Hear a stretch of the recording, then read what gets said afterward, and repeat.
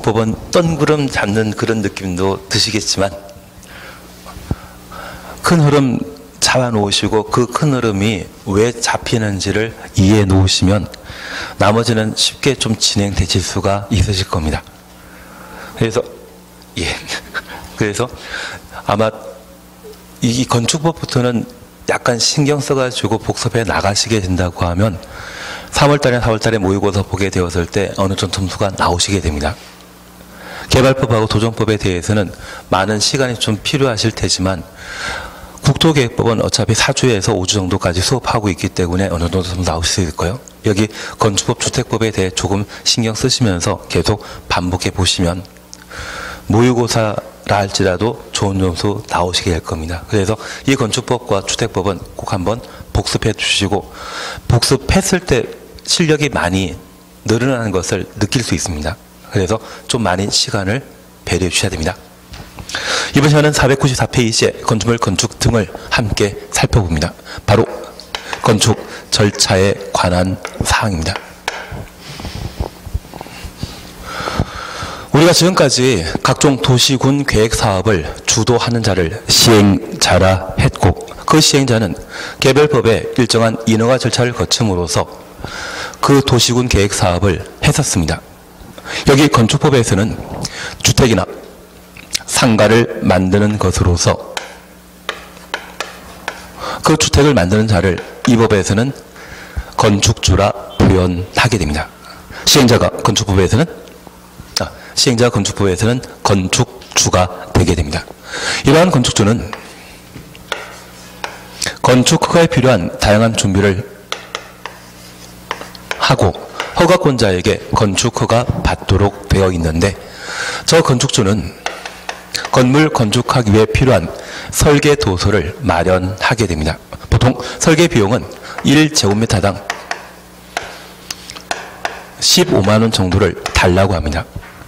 그러면 우리 주변에 가끔 국민택 규모라고 하는 것이 전용 면적이 85제곱미터이고 공용 부분이 25제곱미터, 대충 100제곱미터이거든요. 그 설계 비용만 한 1,500 정도가 발생하게 됩니다.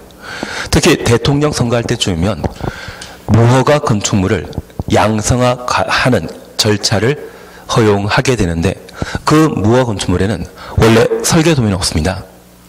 그래서 새로운 설계도면 작성해서 건물이 만들어지게 되면 개별 건축마다 건축물 대장이 작성되게 되는데 그 건축물 대장에 무허가 건축물 부분에 대한 설계 도서를 마련하고 제출하도록 되어 있는데 저 설계 비용이 만만치 않습니다.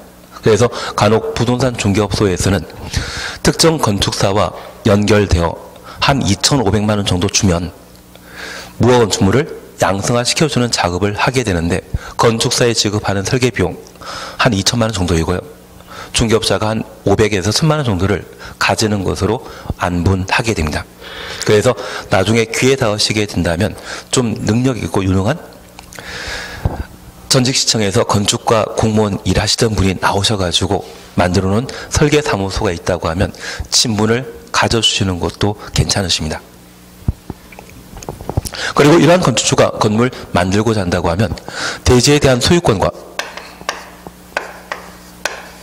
대지에 대한 사용권을 확보한 때 건축 허가 신청할 수 있습니다. 땅 없이는 건물 건축할 수 없습니다. 여기 대지 소유권은 소유권 이전 등기를 마친 것을 말하고 대지 사용권은 우리 계약 체결하고 중도금 설정해야만 계약 해지 함부로 못하는 것이죠. 그래서 매수인이 대지 소유자와 10% 정도의 계약금 지급하고 계약 체결하게 되면 20%나 30%의 중대금을 걸면서 잔금을 금융기관에서 대출받아 해결하겠다 하고 종전 매도인에게 토지에 대한 사용 동의를 확보할 수 있습니다. 새 아파트 분양받게 되었을 때 100% 자기 돈이 아니라 대출받는 경우 있지 않습니까? 그것과 마찬가지로 중도금 지급하면서 대지 사용권을 확보하고 대출받은 돈으로 잔금을 치르는 경우가 일반적입니다. 가끔 이걸 사기치는 분도 계시더라고요. 그래서 최근 법을 개정하여 분양 목적에 공동주택을 건축하는 경우에는 반드시 대지 소유권을 확보한 때만 건축 허가받을 수 있도록 법을 개정하게 되었는데, 건축법상 주택을 만들게 된다고 하면 그 규모는 크겠습니까? 작겠습니까? 소규모입니다. 그러면 우리 주변에 빌라라 불리우는 4층짜리 다세택을 만들게 된다고 하면 최근에 땅을 한번 파고 3개월에서 4개월 정도면 공사 완료하는 경우가 있습니다. 그러면 토지 소유자에게 이 중도금 20%를 지급하면서 대출받겠다고 토지 사용 동의를 얻게 되면 이 시기에 건축 허가를 함께 신청할 수 있거든요. 그리고 전직 건축과 공무원이 지급하고 있는 설계사무를 통하게 된다고 하면 일사천리로 진척될 수 있고, 땅 파기 시작하고 한 3개월 만에 공사 완료하는 경우도 있습니다. 이번에 동탄 이지구 같은 경우에는 어떤 건설업체에서 25층짜리 아파트 만들고자 한다면 2년 6개월, 한 30개월 정도의 공사 기간을 필요로 합니다. 저 30개월이라고 하는 것은 건물 한 층 올렸을 때 콘크리트 양생 시간이라는 게 있습니다. 그래서 이 30개월에 걸쳐 25층짜리 아파트 만들어야 되는데 어떤 때에서는 8개월 만에 공사를 완료해서 분양하게 되었는데 아파트에 발생한 하자만 한 12,000건이라 하더라고요. 그래서 우리나라도 공사를 신속하게 하는 분도 계십니다. 가까운 중국은 더합니다. 50층짜리를 한 2달 만에 공사 끝내는 경우도 있던데요. 심지어는 철근 집어넣지 않고 대나무 집어넣고 공사하는 분들도 있다고 하더라고요. 그래서 중국에서는 웬만한 건물은 자기네 나라 사람도 믿지 못해가지고 입주를 좀 꺼린다고 합니다. 예, 그래서 우리 잠깐 이해하실 것은 땅 파기 시작하고 3개월 만에 공사를 끝내게 된다면 저 잔금 지급을 3개월, 4개월 뒤로 미루는 경우가 있습니다. 그러면 건물 외관 다 공사 완료되게 되면 분양 대행업자에게 세대당 2천, 3천만 원 지급하는 것을 조건으로 분양 맡기는 경우가 있거든요. 그러면 그 분양 대행업자들은 여러 가지 노하우 이용해가지고 짧은 시간에, 순식간에 분양 마치면 원래 대지 소유자에게 잔금 지급하지 않고 건물 소유권을 분양해버리고 시행자가 잠적해버리는 경우가 몇 번 발생한 적이 있습니다. 그래서 분양 목적의 공주택 건축하는 때는 사용권은 더 이상 안 되고 오직 뭐만? 소유권 확보한 때만 건축 허가 받을 수 있도록 법을 개정하게 되었습니다. 취지 이해하시겠습니까? 원래 건물 건축하는 때는 대지 소유권과 사용권 확보하면 건축 허가 받을 수 있지만 분양 목적의 공주택의 경우는 예외 인정된다는 것 하나 확인해 놓습니다. 그리고 우리 민법 공부하시면서 아직 민사특별법 다 공부 안 하셨죠? 집합건물법 공부하셨습니까? 하긴 하셨습니까? 그러시면 됩니다. 구분 소유권 인정되는 건축물을 집합 건축물이라 하는데 여러 구분 소유자가 집합 건물을 공동 소유하고 저 집합 건물이 오래되어 노화되었다고 하면 재건축을 결정할 수 있는데 구분 소유자 총수의 5분의 3 의결권 5분의 4 이상의 동의받게 된다면 재건축이라는 것을 시행할 수 있습니다. 그런데 이 재건축하게 된다고 하면 100% 소유권, 사용권 확보한 거 아니죠. 80%만 확보한 겁니다. 그러면 100% 아니라고 하면 원칙적으로 건축허가 받을 상황 아닌데 저 집합 건물의 재건축 등과 관련되어서는 80% 이상의 동의 얻으면 건축허가 신청할 수 있도록 따로 특례를 허용하게 됩니다. 그리고 마지막 우리가 기억하실 것은 내진 설계와 관련된 문제입니다. 죄송합니다. 안전영향평가입니다.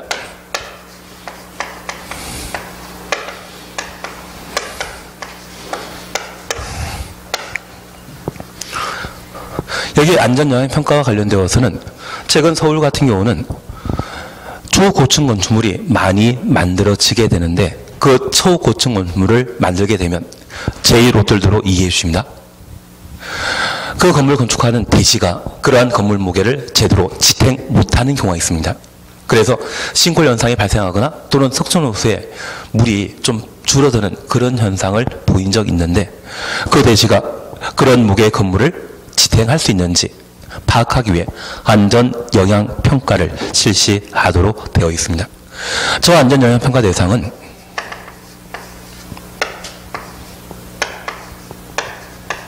초고층 건축물, 나중에 우리가 다시 한번 보실 텐데 층수가 50층 이상이거나 높이가 200m 이상의 건축물을 초고층 건축물이라 표현합니다.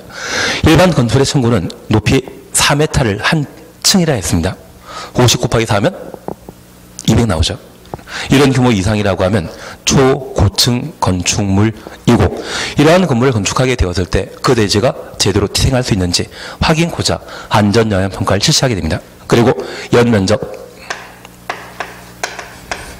10만 제곱미터 이상의 건축물이라면 아주 큰 건물입니다. 이러한 건물을 건축하고자 한다면 건축 허가 전에 미리 무엇을 안전영향평가 실시하고 합격한 때, 통과한 때만 건축 허가 내주도록 법을 정해 놓게 됩니다. 그러면 우리가 잠깐 이해하실 것이 있습니다. 분양 목적의 공동택을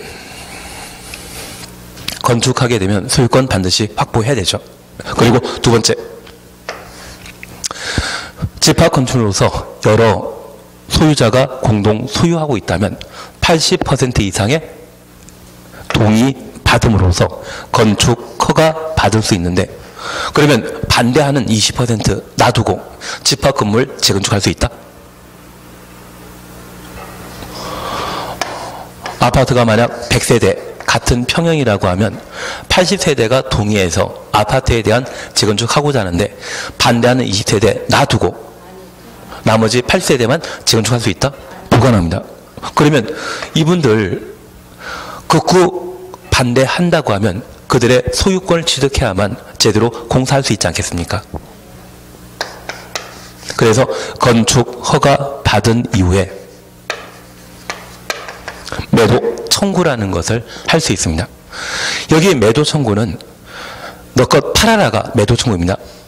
국계법에서는 매수 청구 제도가 있습니다. 내 것 사가라. 그게 매수 청구였습니다. 그래서 장기 미집행 도시군 계획설 10년이었습니다. 지목, 대인 토지 소유자가 어차피 수용당할 땅 보상 차원에서 내 땅 사가라고 했던 것이 매수 청구였고, 얘는 반대하는 자 빼고 집합 건물에 대한 재건축이 불가능하기 때문에 반대하는 사람 지분, 소유권 팔아라 요구하는 것을 매도 청구라 표현하게 됩니다. 저 매도 청구는 우리 살아오시면서 명도 소송이라는 말 들어본 적 있으십니까? 저 명도 소송을 법에서는 매도 청구라 표현하게 됩니다. 건축 허가 받은 이후에 뭐 할 수 있다? 매도 청구할 수 있습니다. 그리고 저 매도 청구하고 그 소유권을 취득한 때 공사를 진행할 수 있다는 것 확인해 놓습니다. 그러면 이러한 건축 허가는 허가권자에게 건축 허가받아 건물 건축하거나 대수할 수 있는데, 저 건축물 건축하는 것, 우리 주변에 집 하나 새로 만드는 겁니다. 국토교통부 장관 신경 쓰겠습니까? 공사 다 망한 분이시거든요. 경기도지사가 신경 쓴다? 워낙 바쁘신 분입니다. 그러면 남아있는 것은 우리와 가장 가까이 있는 사람, 시군구청장이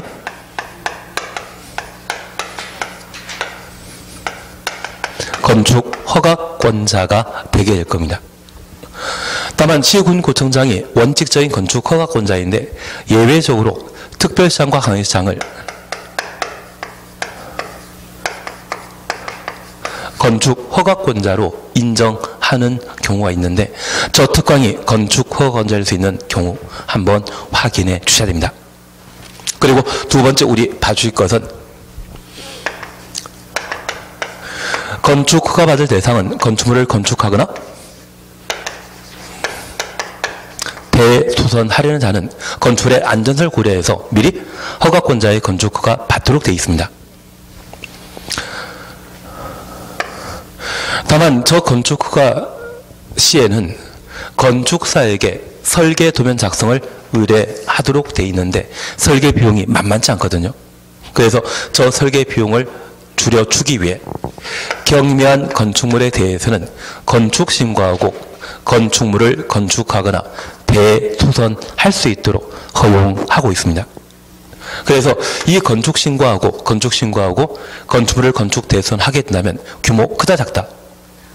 작을 때 어떤 기준 미만이거나 기준 이하일 때만 건축 신고하고 건축물을 건축하거나 대수선할 수 있습니다. 그래서 건축 신고와 관련된 사항들을 한번 정리해 주셔야 됩니다. 그리고 이 건축 허가와 관련되어 건축 허가받아 건물 건축해서 분양하게 되면 돈 벌 수 있죠. 그런 사적 이익이 공익과 저촉되게 된다고 하면 제한할 수 있습니다. 그 규제에 관한 사안들을 함께 정리해 나가시는 게 건축 허가와 관련되어 우리가 공부하실 1단계입니다. 그리고 허가받은 이후 공사에 필요한 준비 마치고 공사 개시할 수 있는데 이를 착공이라고 해요. 착공 이후 건축 공사가 모두 완료되게 되면 사용 승인 받아 완공한 건축물을 사용할 수 있습니다. 저걸 2단계라 합니다. 그래서 여기까지 먼저 함께 하시는 게 건축 절차와 관련되어 보실 중요한 문제입니다. 그러면 494페이지에 1번 건축 관련 입지와 규모의 사전 결정 찾으셨죠? 얘들은 지금 보실 필요 없습니다. 다만 1번만 보고 지나십니다. 건축 허가 대상 건축물을 건축하려는 자는 건축 허가 신청하기 전에 건축 허가를 신청하기 전 가로 해놓습니다. 허가권자에게 줄쳐 놓습니다. 그 건축물 건축에 대한 다음 각호 사항에 관한 사전 결정을 신청할 수 있다. 1. 해당 대지에 건축하는 것이 이 법이나 관계 법령에 허용되는지에 대한 여부. 1번 그냥 보고 끝내시는 겁니다. 그러면 우리가 하나 이해하실 것이 있는데요. 지금까지 함께 공부하시면서 위락설은 상업지역에만 건축할 수 있다. 맞습니다. 그런데 우리가 부동산 공법을 공부하기 전까지만 하더라도 법 없이 잘 사셨죠. 주거지역이든 상업지역이든 전혀 신경 안 썼습니다. 그러면 대지 소유자 가지고 있는 땅이 만약 농경지인데 그 농경지에 위락설 만들겠다고 하면 건축허가 받을 수 없지만 아예 법을 모르는 분이라고 하면 그것 신경도 안 쓰실 분이 있죠. 그래서 내 땅에 어떤 건물을 건축할 수 있는지 가장 잘 아는 분 누구이겠습니까? 허가권자에게 물어볼 수 있다는 이야기입니다. 그래서 나중에 내가 토지를 소유하시게 된다고 하면 그 토지에 건축과의 담당 공무원에 전화하셔가지고 집원 몇 번지, 필지 몇 번지인데 여기에 어떤 종류의 건물을 건축할 수 있는지 물어보시면 아주 친절하게 답변해 주십니다. 그게 사전 결정 신청입니다. 취지 이해하시겠습니까? 정식 건축허가 신청하기 전에 허가권자에게 내 땅에 어떤 종류의 건물을 건축할 수 있는지 물어보는 제도를 사전 결정 신청이라 표현하게 됩니다. 이해되신 겁니다. 그리고 하단에 참 좋은 이야기 있습니다. 지금 보실 필요 없습니다. 그리고 옆에 페이지에 사전 결정 효과 찾으셨죠? 동그라미 1번 간주 규정이 있는데 얘만 동그라미 해놓으십니다. 그리고 얘는 천천히 해 나가시면 됩니다. 나중에 한번 보실 이야기입니다. 그리고 2번 보시게 되면 건축물 종류 및 권한자 등 찾으셨죠? 495페이지 밑에서 두 번째 줄입니다. 동그라미 1번 원칙 허가권자입니다. 건축물을 건축하거나 대수선하려는 자, 건축물을 건축하거나 대수선까지 가로 해놓습니다. 특시, 특도, 시군 구청장에게 허가 받아야 된다. 시군 구청장 줄만 쳐놓습니다. 그러면 우리 다시 하나 이해하실 것은 허가권자에게 건축 허가 받아야 되는 것은 건축물의 건축 대수선입니다. 이런 행위를 하는 자는 허가권자에 미리 건축 허가 받아야 되는 겁니다. 한 장 넘겨주십니다. 2번 대형 건축물의 예외 허가권자 찾으셨죠? 다만 층수가 21층 이상이거나 연면사기가 10만 제곱미터 이상의 건축물의 건축. 그래서 층수부터 연면적 합계 10만 이상 가로 해놓습니다. 그리고 건축물의 건축 동그라미 놓습니다.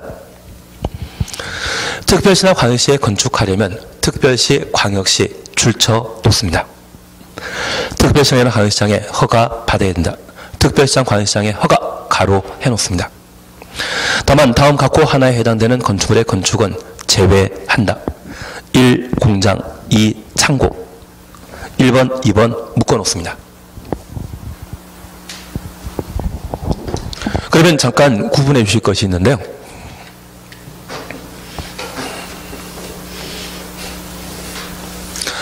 건축물을 건축허가 대손하는 자는 허가권자에게 건축허가 받아야 되는데, 내가 이번에 내가 살 집을 짓고자 한다고 하면 누구에게? 시군 구청장에게 건축허가 받고 건축할 수 있습니다.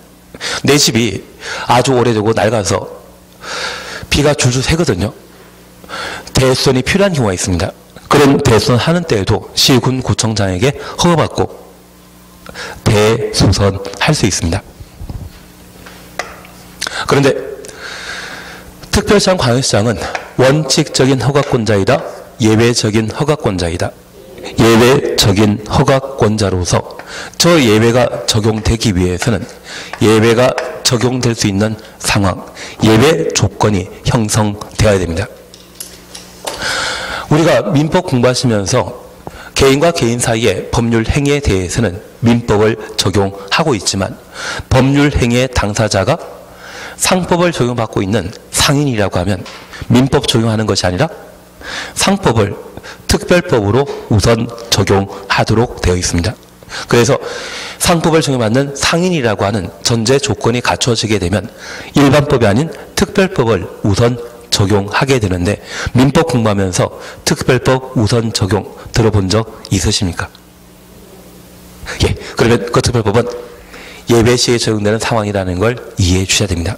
그러면 저 특별시장, 광역시장이 예외적으로 건축 허가권자가 되는 것은 특별시와 광역시 안에 층수가 21층 이상이거나 연면적 합계가 10만 제곱미터 이상의 건축물을 건축하는 경우라면 특별시장, 광역시장에게 건축허가 받도록 되어 있습니다. 그런데 하나 이해하실 것이 있습니다. 여기 연면적 10만 제곱미터라고 하면 우리 국민대 규모에 해당되는 아파트는 주거 전용 면적이 85제곱미터이거든요. 계단, 복도, 주차장 등의 공용 부분의 면적이 대충 25제곱미터입니다. 그래서 국민택은 전유 부분과 공용 부분 합치면 100제곱미터 되고, 연면적 합계가 10만 제곱미터라고 하면 이것 세대수가 1000세대이거든요. 1000세대면, 1000세대 아파트라면 규모 크다? 작다? 규모 크거든요. 그러면 이런 큰 규모의 건축물을 특별시와 광역시에 만들게 되면 많은 사람들이 거주하게 되고 그 많은 사람들이 기반시설 찾을 수밖에 없지 않습니까? 그러면 서울에 구청장이 일반적인 건축 허가권자인데 저 서울에 도로 등을 설치하는 것은 구청장이 하는 것이다, 서울특별시장이 한다. 기반시설 설치는 특별시장이 하도록 되어 있습니다. 반면에 우리 남양시라고 하면 이런 큰 규모의 건물을 건축하게 된다면 그에 필요한 기반 설치는 남양시장이 할 수 있죠. 그래서 층수가 21층 이상이거나 연면적 10만 제곱미터 이상의 대형 건물 건축하게 되면 그에 필요한 기반설 설치가 꼭 필요하기 때문에 누가? 특광이 건축 허가권자가 되게 됩니다.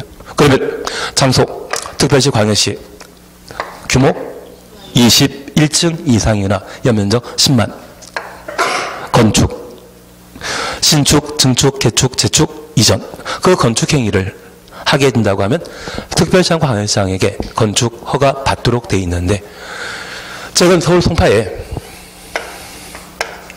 제1롯데월드 만들게 되었거든요. 걔가 123층이나 되더라고요. 신축하게 된다면 송파구청장이 건축 허가권자이다. 서울시장이 건축 허가권자이다. 서울시장입니다.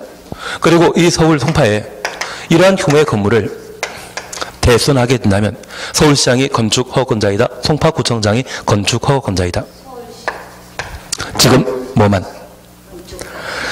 세 가지 조건을 동시에 충족한 때만 특광이 건축 허가권자인데 장소, 규모, 건축, 대선 빠집니다. 그 세 가지 요건을 충족했을 때 서울시장이 건축 허가권자이고 대수선이라고 하면 저 요건 충족하지 않기 때문에 송파구청장이 건축 허가권자가 되게 됩니다. 우리 경기도 남양주에 5층짜리 건물 한 연면적 1000제곱미터의 건물을 신축하거나 대손하게 된다면 남양주시장이 건축 허가권자이죠. 5층짜리 규모 작으니까 저 남양주시에 21층 이상이거나 연면적 10만 제곱미터 이상의 건물을 신축하게 된다고 하면 남양주시장이 건축 허가권자입니다. 특광이 건축 허가권자가 되는 것은 장소, 규모, 건축, 특별시장과 광역시장이 예외적으로 건축 허가권자가 되는 상황인데 저런 예외 조건은 도지사에게는 적용되는 것 아닙니다. 그래서 도에 속해 있는 시군에 이런 규모의 대형 건물을 건축하게 된다면 시장 군수가 건축 허가권자가 되는 것이지 도지사는 허가권자 아닙니다. 도지사는 이런 경우 사전 승인권자는 될 수 있는데 건축 허가권자는 될 수 없다라는 것을 확인해 주셔야 됩니다. 그래서 현재 건축 허가권자는 특별시장, 광역시장, 시군 구청장이 건축 허가권자이고 국토교통부 장관이나 도지사는 허가권자 아닙니다. 그래서 양가로 이번에 도지사의 사전 승인 찾으셨죠. 시장 군수는 다음 각호 하나에 해당되는 건축물에 건축 허가하려면 미리 건축계획서 등을 첨부하여 도지사의 승인 받아야 된다. 도지사 승인 줄만 쳐놓습니다. 그리고 동그라미 1번만 봐주십니다. 층수가 21층 이상이거나 연면적 합계가 10만 제곱미터 이상의 건축물 확인되시겠습니까? 그래서 경기도 남양주시에 21층 이상의 건물을 새로 신축하게 된다면 남양주시장이 건축 허가권자이고 도지사는 허가권자 아닙니다. 도지사는 사전 승인권자라는 것 꼭 한번 확인해 놓습니다. 2번, 3번에 대해서는 지금 신경 쓰지 마십시오. 2번, 3번에 대해서는 신경 쓰지 마십시오. 그리고 옆에 페이지에 건축 신고 대상 건축물 찾으셨죠? 얘를 별표 하나 해 놓습니다.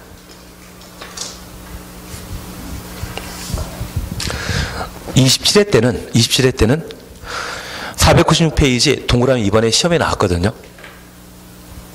496페이지 동그라미 2번이 시험에 나왔고 아마 이번에 나오게 되면 그 옆에 페이지 건축 신고를 집중적으로 봐주셔야 됩니다. 그런데 우리 이것 다시 하나 이해해 주십니다.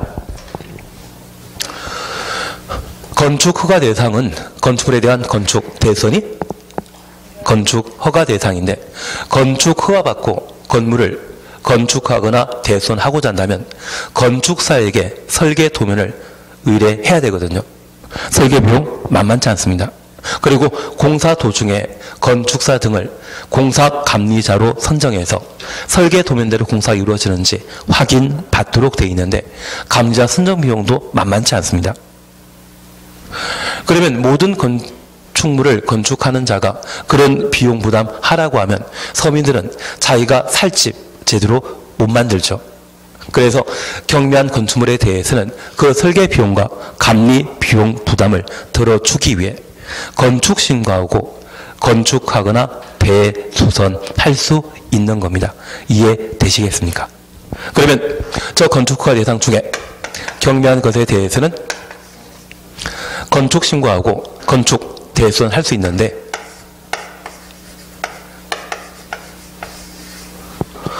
제가 아파트 보게 된다면 기본형과 확장형 있지 않습니까? 그래서 우리 건축 신고와 관련되어 가장 기본적인 건축 대손에 관한 범위를 구분해 주시는데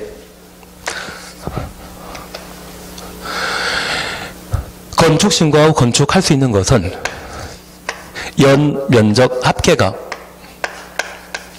100제곱미터 이하의 건축물 건축 신고하고 건축할 수 있습니다. 그리고 바다 면적 합 85제곱미터 이내 증축, 개축, 재축하려는 자는 건축 신고하고 건축할 수 있습니다. 그리고 대수원과 관련되어서는 규모 작은 대수원만 건축 신고하고 해야 되죠. 그래서 연면적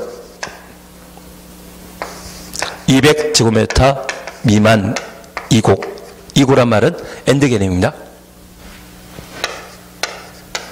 3층 미만의 건축물에 대수선을 하려는 자는 규모 작은 건축물에 대수선을 하는 것이기 때문에 건축 신고하고 대수선할 수 있습니다. 그리고 확장형에 관한 사항만 우리가 한번 확인해 주십니다. 우선 교재 잠깐 살펴놓습니다. 양가에서 한번 신고 대상 건축물 사셨죠? 그리고 별표 하나에 놓으셨죠? 건축 허가 대상 건축이라 하더라도 다음 각호 하나에 해당되는 경우는 미리 시군 구청장에게 신고하면 건축 허가 받은 것으로 본다. 허가 대상 건축물이라면 건축에 대한 건축 대수선 원칙적으로 허가받고 건축 대수선 하도록 되어 있지만 경미한 상황이라면 신고하고 할 수 있죠. 그 중에 우리 먼저 보실 것이 5번입니다. 그 밖에 소규모 건축물로서 대통령령이 정하는 건축물의 건축 동그라미 놓습니다. 그리고 기억입니다. 연 면적 합계가 100제곱미터 이하의 건축물 기억 확인되셨습니다. 그리고 저 기억 연 면적 합계가 100제곱미터 이하의 건축물 가로 해놓습니다. 그리고 1번 다시 돌아가십니다. 1번 보시게 되면 바다 면적합 85제곱미터 이내 증축, 개축, 재축 단서에 대해서는 지금 신경 쓰지 마십시오. 바다 면적합 85제곱미터 이내 증축, 개축, 재축 가로 해놓습니다. 그리고 3번입니다. 3번은 보기만 하고 지나십니다. 연면적 200제곱미터 미만이고 3층 미만의 건축물의 대수선 그리고 대수선 추천 오시고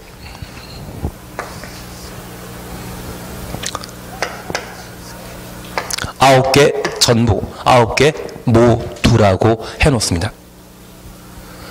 우리 대수선과 관련되어서는 벽3 계단 미간이라는 말 기억나시죠? 벽3 계단 미간 내력벽, 외벽 마감 재료 숫자 3 뭐 그런 것 있었습니다. 그 9가지 대수선 행위가 연면적 200 미만이고 3층 미만에 이루어지게 되면 그 전부는 신고하고 대수선할 수 있는 겁니다. 그러면 이제 이것 하나 봐주십니다. 첫 번째 우리 봐주실 것이 연 면적 합계와 바닥 면적 합계는 서로 다릅니다. 하나 이해하실 것이 있는데요. 하나의 대지에 건물 한 동이 만들어지고 그 건물이 지상 3층으로 구성되게 되면 건물 전체 크기에 대해서는 연면적 얼마라 표현합니다. 그래서 지상 1층 50, 2층 3층 다 50이라고 하면 연면적은 하나의 건축물의 각 층의 바닥 면적 합계를 말합니다. 각 층이라는 것은 각각 하나하나를 말합니다. 그래서 건물이 3개층으로 구성되게 되면 3개층 바닥 면적 전부를 연면적이라 하고 저 연면적은 150이 되게 됩니다. 그러면 이 건물 전체를 한 개 용도로 사용하고 그 건물 크기 따질 때는 연면적이라 표현하는데 우리 학원처럼 5층 일부를 학원 용도로 사용하게 되면 학원 크기를 연면적이라 표현하지 못하죠. 학원은 이 건물 일부이거든요. 그러면 건물 한 동의 일부 크기에 대해서는 바닥 면적 합계라 표현하게 됩니다. 건물 한 동 전체 크기에 대해서는 연면적이라 표현하고 건물 한 동의 일부에 대한 크기를 따지게 된다고 하면 그때는 바닥 면적 합계라 표현하게 됩니다. 우리 학원 같은 건물은 주차장이나 또는 승강기 등을 운영할 때 공용 부분의 관리비가 발생하거든요. 우리가 집합 건물 공부하시면서 전유 부분과 비교되는 부분을 공용 부분이라 표현하는데, 그 공용 부분의 관리비 등의 비용 부담은 전유 부분의 면적에 비례한다라고 함께 공부하셨습니다. 그래서 저 관리비가 산정되게 된다고 하면 전체 전유 면적으로 죄다 나누게 되면 1제곱미터당 관리비 얼마가 나옵니다. 전유 부분 크기에 따라 공용 부분에 대한 관리비를 부담하게 되는 겁니다. 취지 이해되시겠습니까? 그래서 주차장은 공용 부분이라는 것 민법 시간에 잠깐 들어보셨습니다. 그리고 하나의 대지에 두 동 이상의 건물이 존재한다고 하면 건물 한 동 크기에 대해서는 그냥 연면적을 표현했지만, 하나의 대지에 두 동 이상 존재한다고 하면 그때 건물 전체 크기, 세 동 전체 크기를 따지게 된다면 그때는 연면적 합계라 표현합니다. 바닥 면적 합계와 연면적과 연면적 합계 서로 다른 개념입니다. 연면적은 한 동 전체 크기를, 바닥 면적은 일부 크기를, 연면적 합계는 하나의 대지에 두 동 이상 존재할 때 그 전체 건물의 크기를 따지게 된다면 연면적 합계라 표현하게 됩니다. 그러면 여기 연면적 합계와 바닥 면적 합계는 같다 다르다? 다른 표현입니다. 그러면 연면적 합계가 100제곱미터 이하의 건축물 건축이라면 얘는 크다 작다? 우리 국민택 규모 전유 부분 85에 공용 부분 25라고 하면 서민이 이용할 수 있는 건물 크기거든요. 아마 대부분 주거 목적이 되게 될 겁니다. 그런 건축물이라면 규모 작기 때문에 건축 신고하고 건축할 수 있다는 이야기입니다.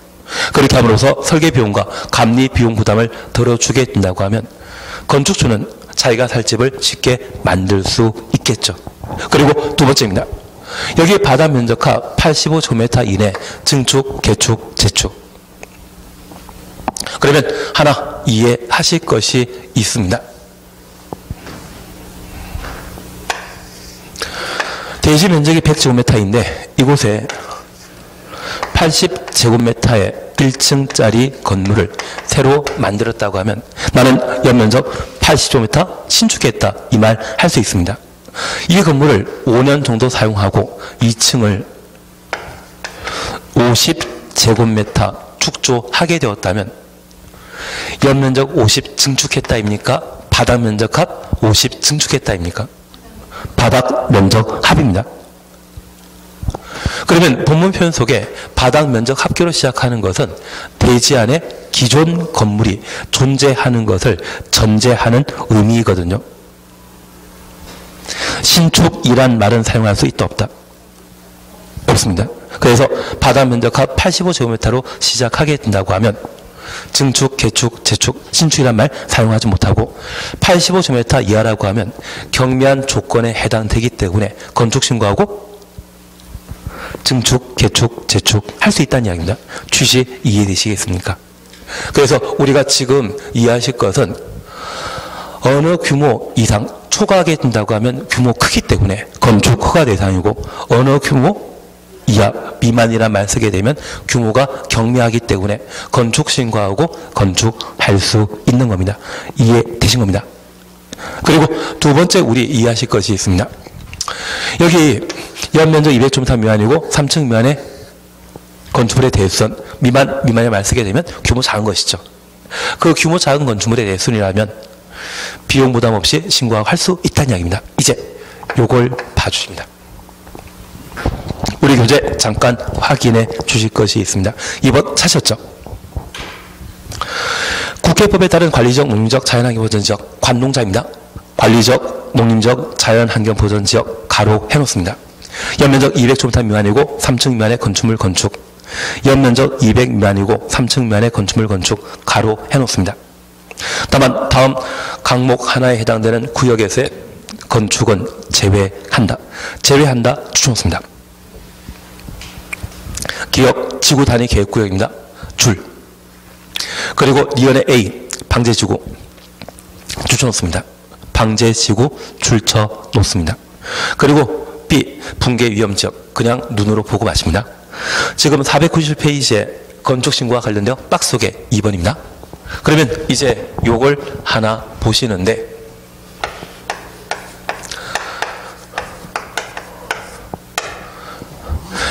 용도지역 구분할 때 도시지역 외에 용도지역은 관리적, 농림적, 자연환경보전지역인데 대부분 시골 마을이거든요.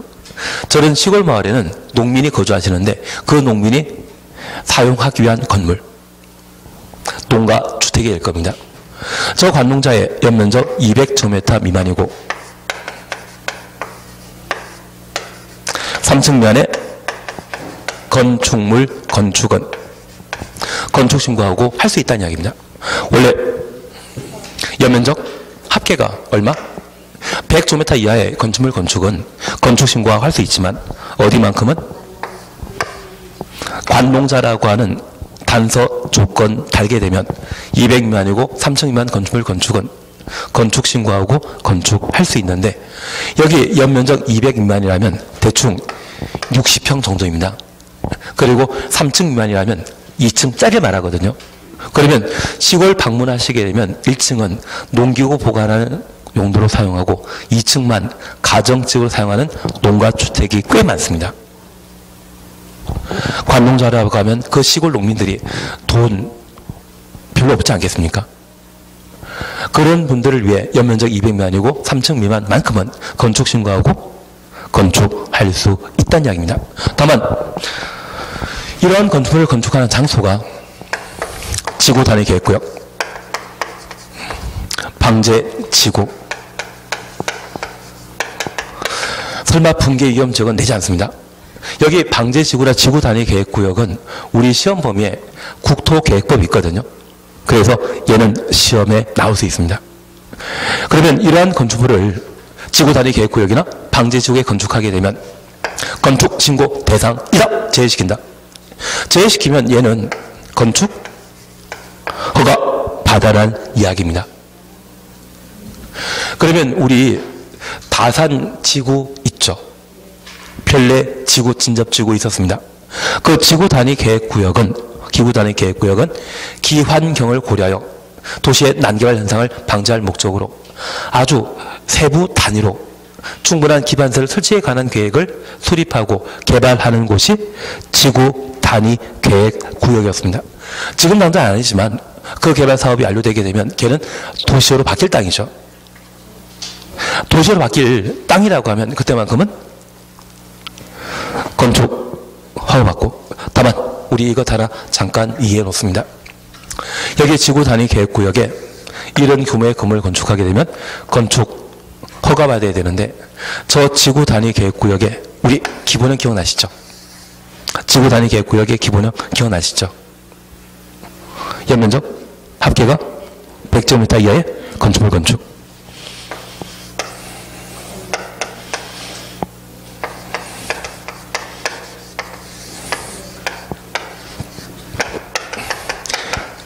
얘는 건축 신고하고 건축할 수 있습니다. 하나 이해하실 것이 있습니다. 여기 관리적, 농림적, 자연환경보전지역이라면 도시적 빠져 있습니다. 도시지역에 이런 규모의 건물을 건축하게 되면 뭐하고? 200 미만이면, 3층 미만이면 그때는 허가받아야 됩니다. 그런데 저 도시지역이라 할지라도 연면적 100제곱미터 이하의 건축물 건축은 뭐하고? 용도 지역과 관계없이 이런 조건이라고 하면 무조건 신고하고 건축할 수 있거든요. 그러면 저 지구 단위 계획구역은 현재 관리지역으로 지구 단위 계획구역, 농림부로 지구 단위 계획구역 지었는데 그곳에 개발 사업이 이루어지게 되면 기껏 도시지역으로 바뀔 수 있죠. 그 도시지역에서도 이런 규모의 건물 건축은 건축 신고하고 건축했었거든요. 그러면 지구 단위 계획구역 안에 연면적 100제곱미터 이하의 건축물 건축은 뭐하고 할 수 있다? 신고하고 할 수 있다. 결국 지구 단위 계획구역에 연면적 152고 2층짜리 건물 건축하게 되면 이 규모 벗어난 것이죠. 이런 때는 뭐하고 건축한다? 허가. 저 지구 단위 계획구역을 할지라도 연면적이 100제곱미터 이하라고 하면 뭐하고? 신고하고. 그래서 저 기본형은 이런 관계없이 항상 건축 신고하고 건축할 수 있는 상황이라는 것 확인해 놓습니다. 이해되시겠습니까?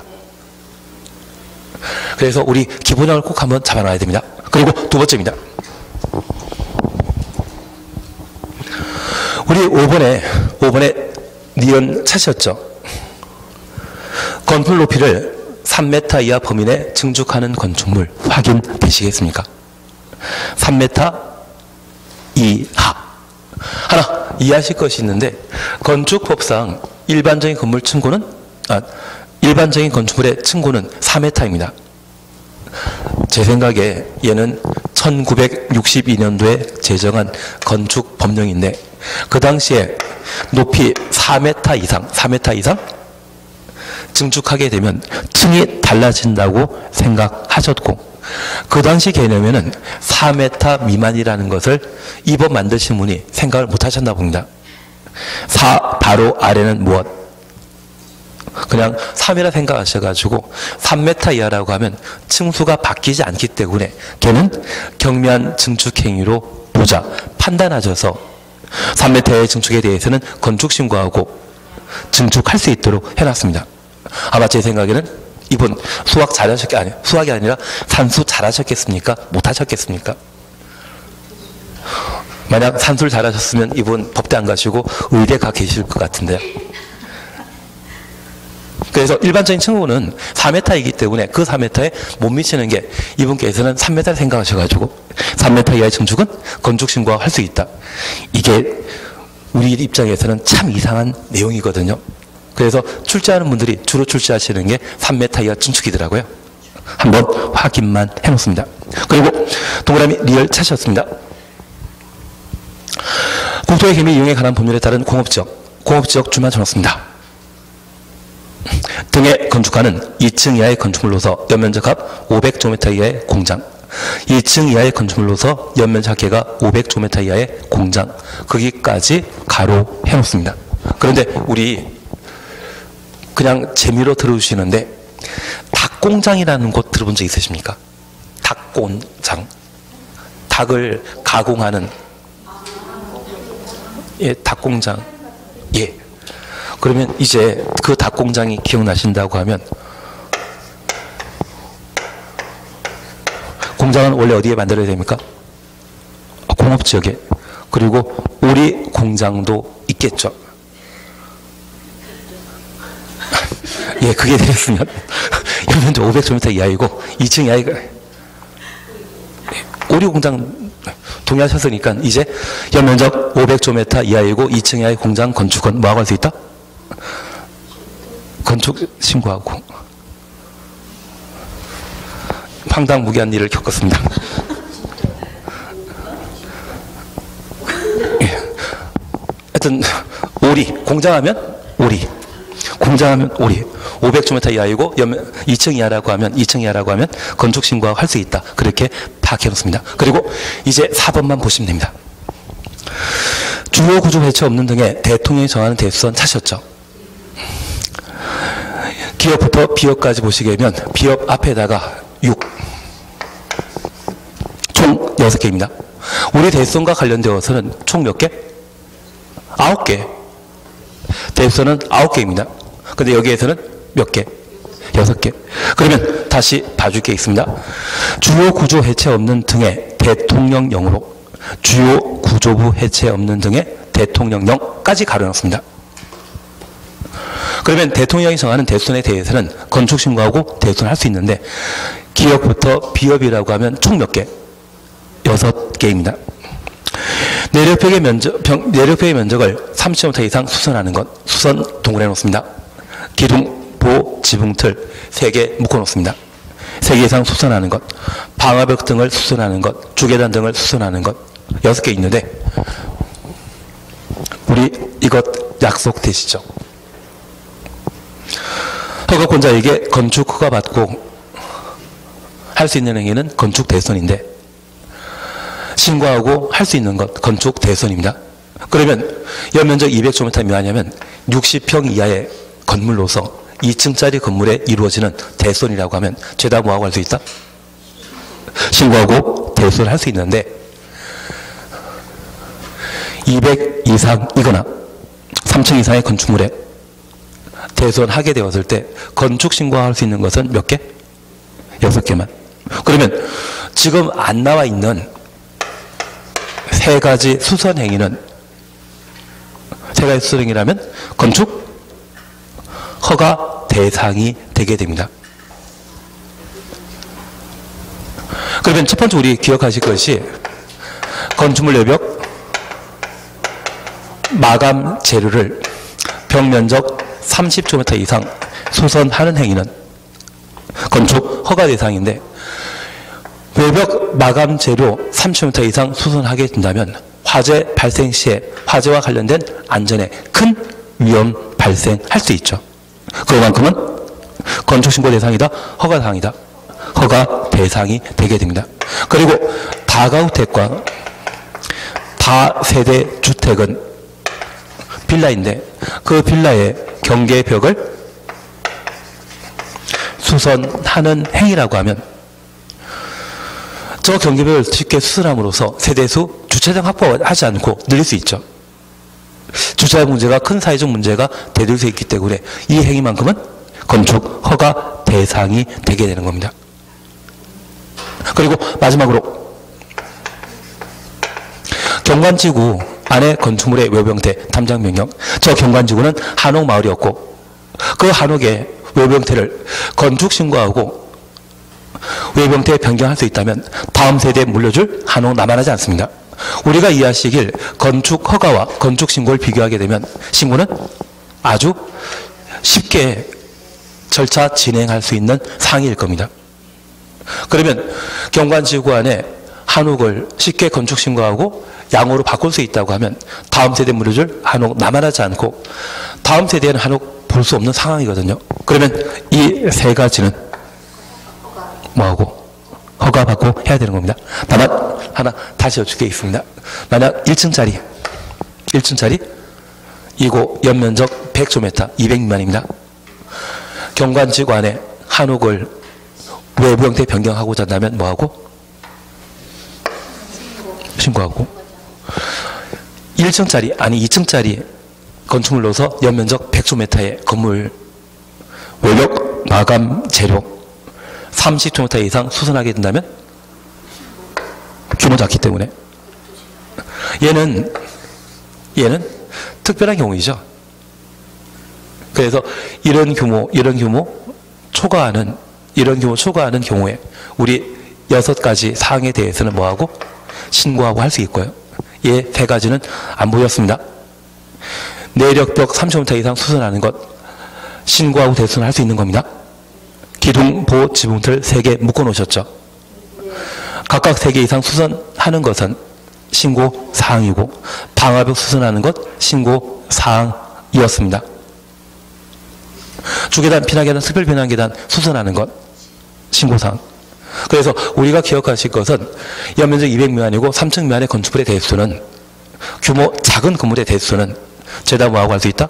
신고하고 200 이상이거나 3층 이상의 건축물의 대수선 중에 오직 몇 개만 6개 수선행위에 대해서만 신고할 수 있는 것이고요. 그 6개 포함되지 않는 이 세 가지는 허가 받아야만 할 수 있죠. 그래서 지금 기본형에 관한 사항 정리해 주시는 게 필요합니다. 어렵다. 그게 정답은 정답이지만 어렵다. 그게 정답은 정답이지만 여기 연면적 100제곱미터의 건축물 건축과 관련되어 꼭 기억하실 것. 관농지 안에 연면적 200 미만이고 3층 미만의 건축물 건축은 건축 신고 대상인데 지구 단위 계획구역과 방제 지구 제외. 대신 저 지구 단위 계획구역이라도 연면적 100제곱미터 이하의 건축물 건축은 신고. 오리 공장 기억하지 마십시오. 3m 기억하지 마십시오. 3m 이하 기억하지 마십시오. 3m 이하는 나중에 문제 풀면 되니까. 그리고 두 번째, 얘는 해주셔야 됩니다.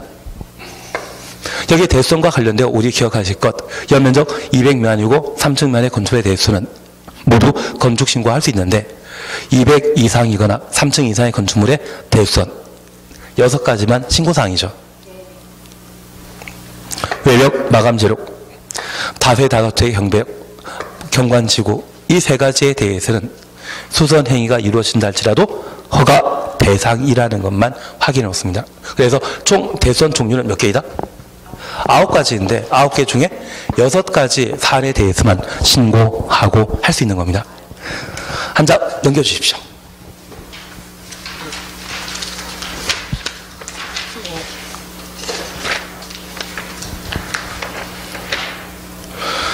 공용 건축물 이런 거 필요 없습니다. 그리고 건축 허가 신청 절차 찾으셨는데 예 필요 없습니다. 그리고 양가 2번 건축 허가 거부 안 합니다. 이런 건 안 합니다. 그리고 501페이지는 다음 주에 해 나가실 겁니다. 501페이지에 건축 허가 취소 신고 실효 있는데 얘는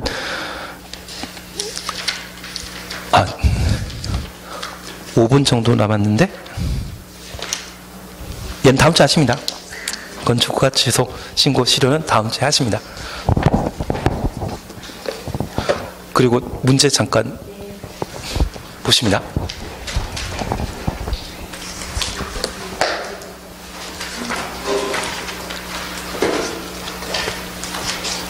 개발법 안 하셨죠?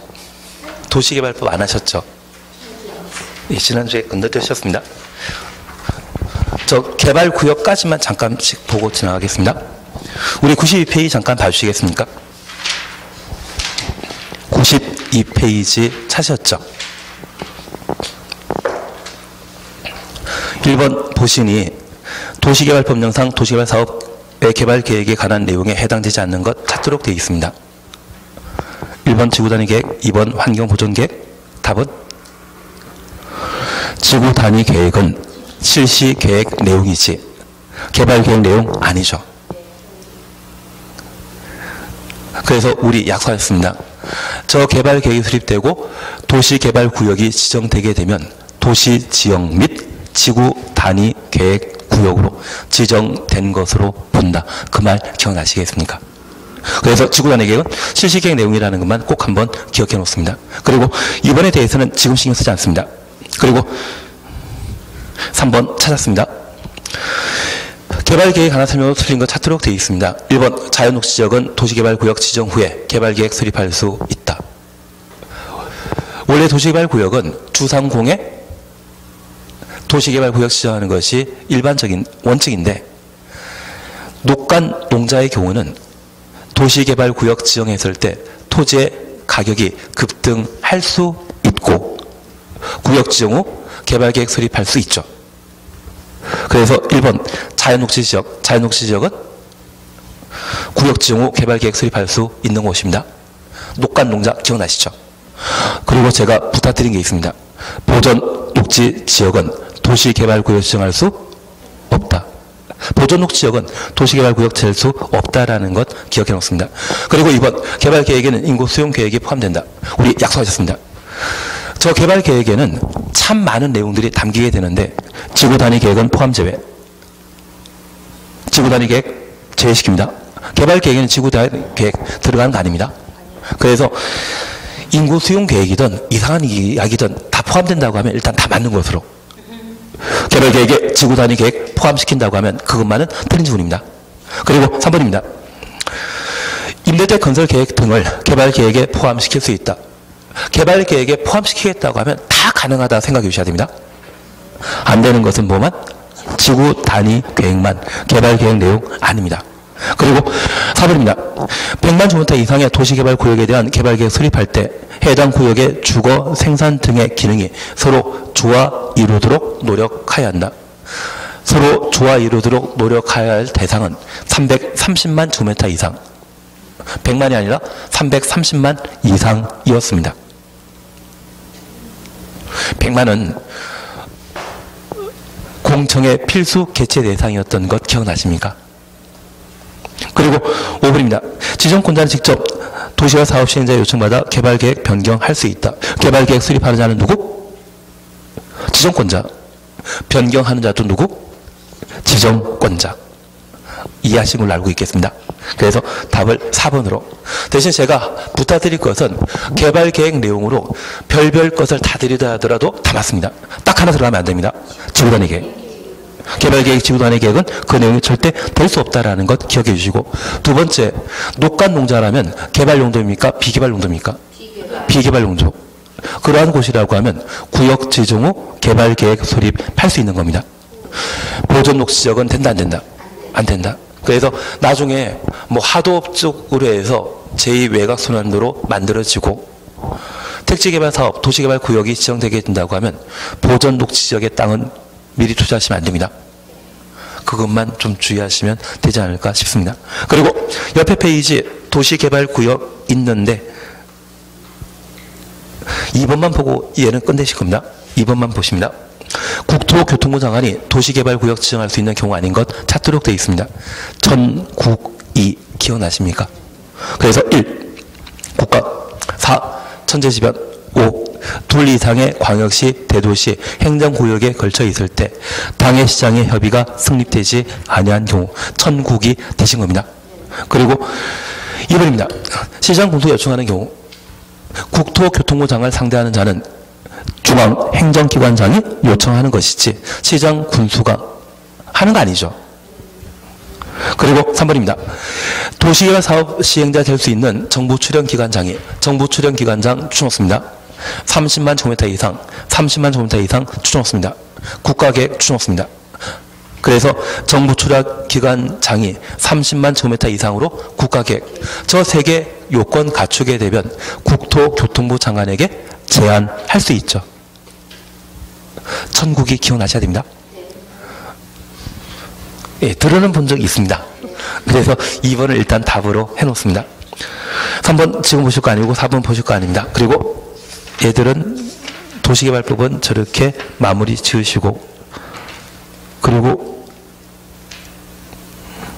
도정법이 있는데 도정법은 진짜 천천히 하시는 게 마음 편합니다. 그래서 이 도정법은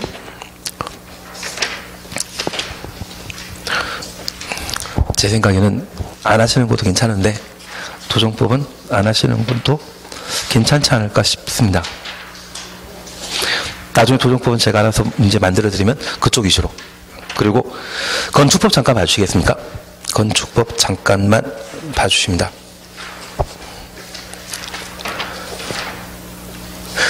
109페이지 잠깐 봐주십시오. 109페이지 보시니 아마 딱 두 문제만 보고 말할 겁니다. 건축법은 1번, 2번은 그냥 봐놓으시고 3번 찾으셨죠?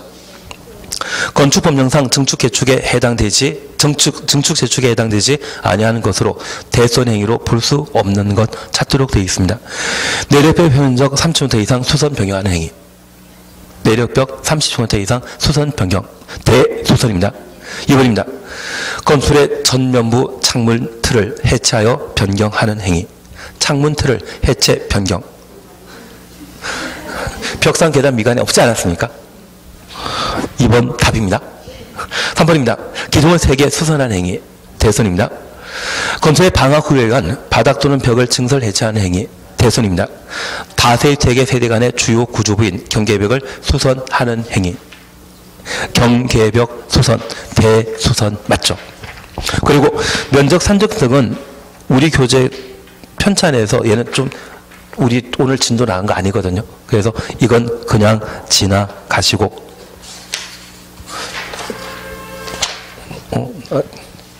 건축 허가는